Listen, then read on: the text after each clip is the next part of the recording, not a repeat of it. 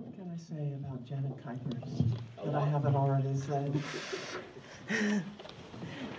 I can't think of anything, so I'll just say Janet Kuypers.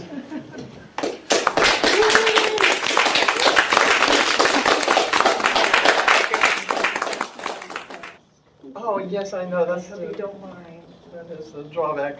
Oh, thank you. Hello there, boys and girls in the library room. Hi. Sorry. Hey, and I'm good posting. I thought, no, that's quite all right. Sorry. I'm just being fun. I don't know.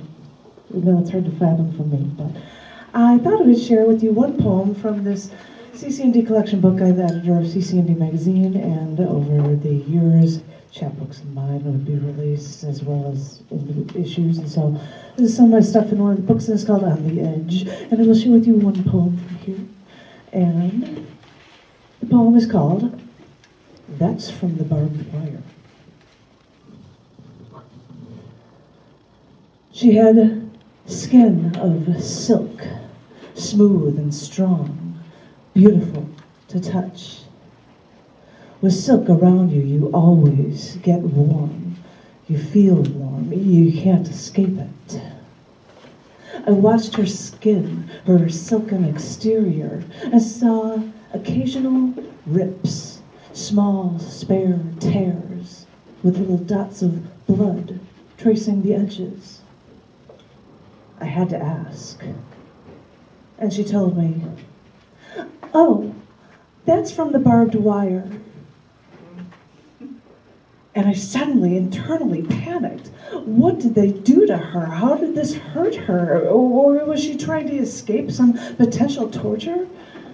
How could they destroy this silken beauty? How? Then I wondered if the barbed wire was where the barbed wire actually was. I wondered where the torture was. And then I wondered if the barbed wire was inside her, trying to tear her skin, trying to break its way out. Oh, wow, right.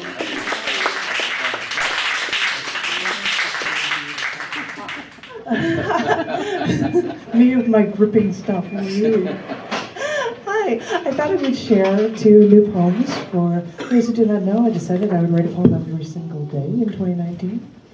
I've been doing it, it's scary. And so I look for a lot of things for holidays or whatever, so I had like, hey, give me a reason to write something on this one day.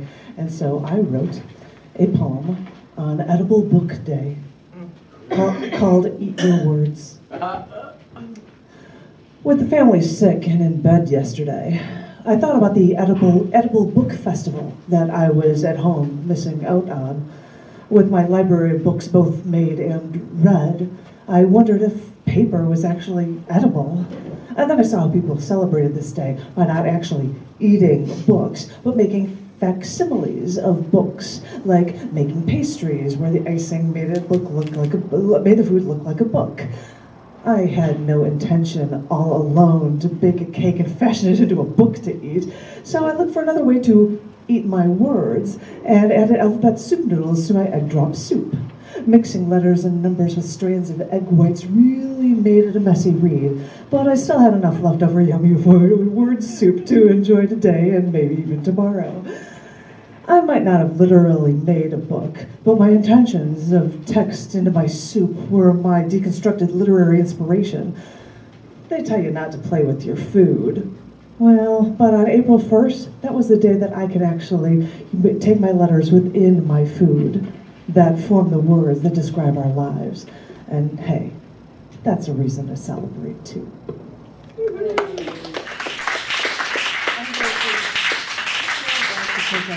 It was an Instagram photo too. I'm gonna see if I can scroll down.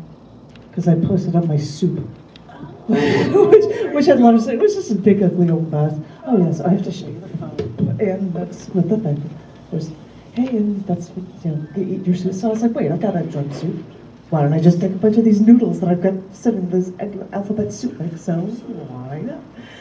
Anywho, so the other poem does not have a picture to accompany it. Oh, I'm sorry, you might have wanted to see that. You're behind me. Oh, yeah.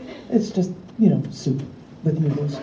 It was yummy, and I saw that it was good. And I had to say that, I'm sorry. Miracle. I'm sorry, I had to say that. And I saw that. Oh. All right. And this other one that I'd like to share with you today was written on International Scribble Day. Scribble. International Scribble Day. So this is called etching, scribbling, drawing. When I was little, I scribbled inane cartoon characters into a notebook and thought I was doing something groundbreaking, rebellious, or at least worthy. I thought this was actually supposed to be fun. When I was a teenager and sure that the world hated me, I scribbled into a journal toward the end of every year, cataloging all the terrible things that happened to me. I actually still have those scribbling journals. I'm sure that my trait scribblings will be worth millions one day. As I got older, I tried to scribble my thoughts into a computer, but it's not the same as taking a notebook to some secluded seating area outdoors, feeling the Florida morning breeze glide past you as you drink the weak coffee that you only drink on occasions like this, and let your mind reveal itself on the page.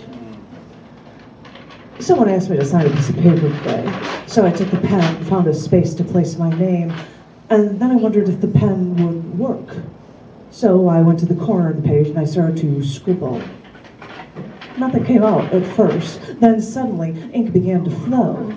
And I started drawing circles within circles. And I scribbled a few back and forth lines intersecting my circles before I decided to sign my name. I thought about scribbling like that and letting go for a minute. And it made me smile.